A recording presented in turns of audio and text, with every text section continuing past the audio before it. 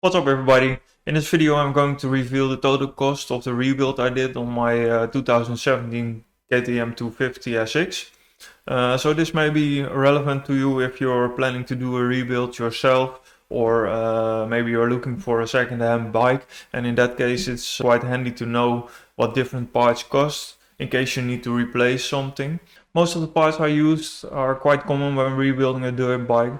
So I will go over the cost of all the individual parts, so you know exactly what to expect. Last year in January I decided to rebuild my current bike instead of getting another bike, because the hours on my bike were still very low.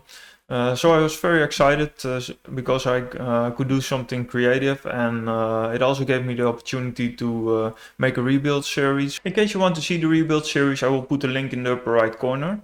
I figured it would be helpful to show the cost of the whole build, so you know exactly what to expect when doing big maintenance on a dirt bike, and it may help you decide in similar situations. Before we go on, I want to thank all the new subscribers for subscribing. I really appreciate it a lot, and make sure to send the like button to the moon.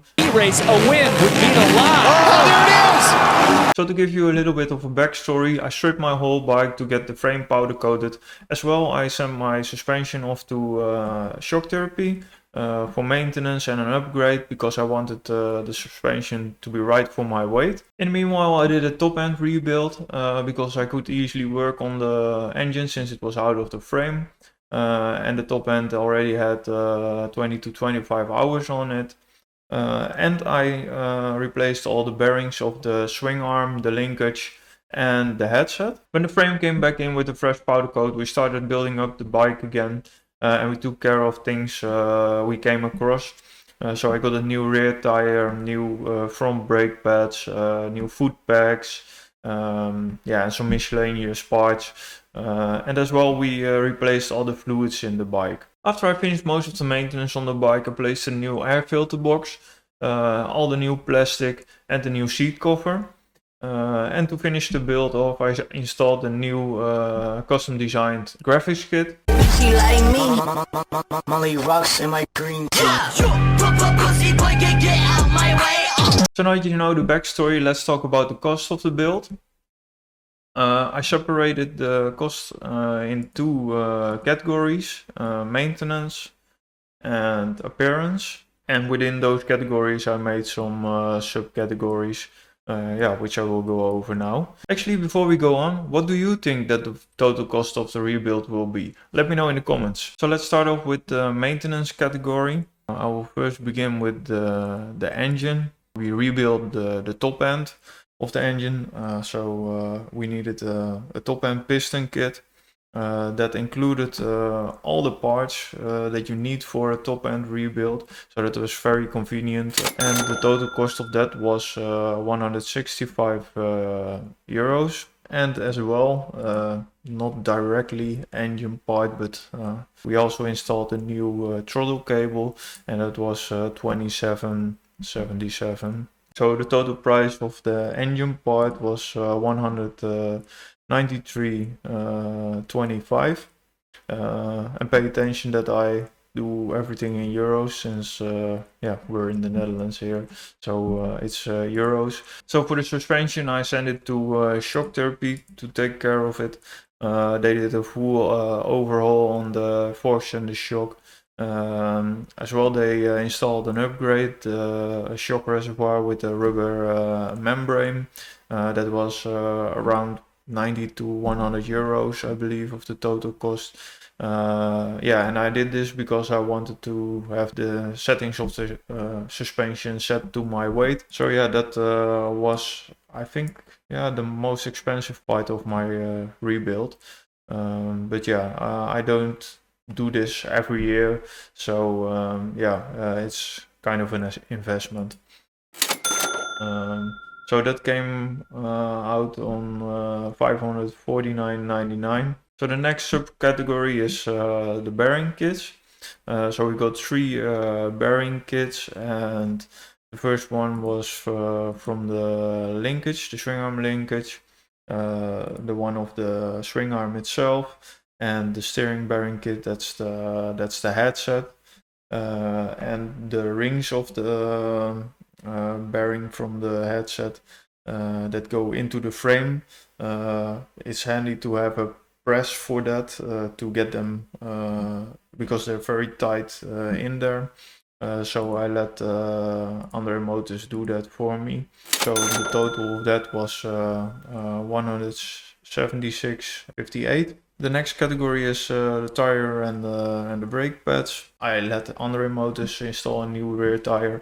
I wanted the rear tire, and I already was at Andre Motors, so I figured it would be easy to just let them install the tire. They have a machine for it, so yeah, that's way easier. And I needed some front brake pads, so I bought those as well. So the total cost of that was 173.16. Yeah, it's adding up already quite a bit, but we have still some things to go. The foot pegs were quite worn already, and but I really like the standard foot pegs of KTM, so I just bought a pair of those. They are not very expensive. I was used to aftermarket foot pegs, so they usually are quite expensive, and those of KTM were 76 euros. So yeah, I did quite long with them, so yeah, it's a good price, I think. The next part is the fluids and the grease that I needed for all the bearings. So we replaced the coolant, we replaced the gearbox oil. As well, we got some chain lube, I believe this is. Okay, but that's there in there as well. And we replaced all the brake fluid in the bike, so that's from the clutch, the front brake, and the rear brake. Yeah, and the grease for the bearings then. And that comes down to a total of 73 euros or 74 euros. So yeah, not quite a lot to say here, but yeah, that are those prices. But you see, it's in the little things. All those little things add up as well, so it's good to keep this in mind. Then we have some miscellaneous parts. I had some sheet metal nuts, those were for the exhaust. They broke. I'm not quite sure what this was for, but yeah, it was a small part. And some hose clamps for all the yeah, coolant hoses. So the small things were another 28 euros. So that's everything that I spent on the maintenance part of the bike. So if we combine all those prices, we will get a total cost of 1,271 euros.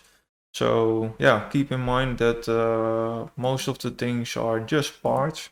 So it's already a big price, but yeah, if you need to let somebody do it, it's even more expensive. So yeah, that's why I made this the rebuild series, so that yeah, you can be able to do it yourself as well, because you can save some cost on that. So let's proceed with the appearance part of the bike. So to start off with the powder coating, I paid 120 euros for that. So it was a two-layer powder coat, a color and a clear layer, so that's nice and thick. Then we got the plastic. So this is all the plastic. So the complete plastic kit was around 150 euros. Then we got the fork protectors. Those aren't in this kit. They're quite strange, but okay, they're separate. 31 euros, 32 euros. The frame protectors, so those are on the side here. Those were 32 euros. And then we have two parts of the air filter box. You have the front one and the rear one that's basically underneath your rear fender. So those were combined around 50 euros, I think, yes. Then we have the seat cover. I found some receipt that I had paid, and that was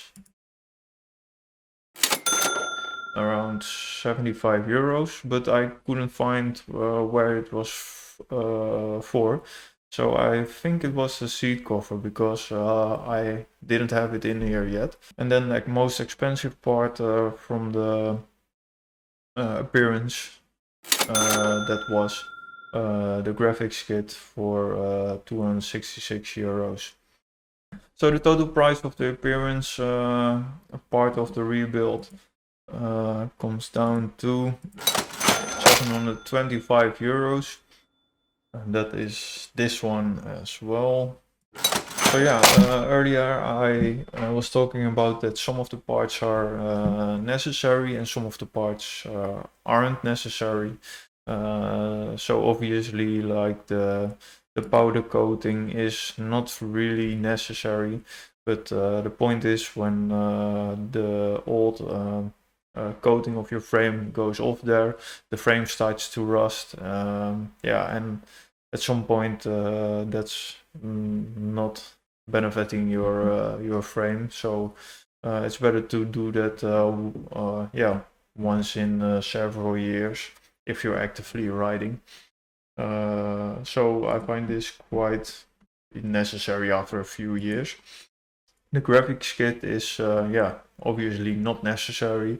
If you're not riding races, you don't need any numbers or yeah, basically it doesn't have to look nice, but I found it a nice addition to this build to make it something creative and make it look nice. Then for the plastic, of course I could have used all the old plastic, but the point is your old plastic has some wear on it as well, and especially around the subframe. The subframe is made from aluminium, and with all the sand that comes in between the subframe and the plastic, it wears down a little bit. So the point is you get some play on it, so it can move freely, and then it starts to cut into your aluminium subframe. So yeah, it's good to pay attention to that, and as well once in a while change the plastics. So yeah, in that sense it was necessary for me as well. And then the seat cover, also not really necessary, but my seat cover had some holes in it, so for me it was necessary, and I got a nice seat cover of Bud Racing. And the seat cover has a lot of grip, and I rode several times with it now, and it was really nice to ride with it. Normally I'm sliding back and forth on the seat, and with this grippy seat cover, I could stay more in one place. That gave me more control over the bike. So with the knowledge now, I would have done it way earlier. So I can recommend this to everybody. So now we can show the total cost of the rebuild, and we can see if you were right in the comments about this. So let's show the total cost of everything, and if you can do the math, you already see what it is, but to build some tanks, you know. So it was 1,996 euros and 13 cents. So yeah, that was the total cost of the rebuild. Let me know in the comments if you were right about it, or we can see it ourselves, of course. But yeah, I hope that that this is helpful, and that this gives you some insight for when you're planning to do a rebuild, or you just want to know what it costs to do something like this. Yeah, I hope that you find it helpful. And if you made it to this point of the video, please consider to subscribe. I really appreciate it. And yeah, as always, see you next time.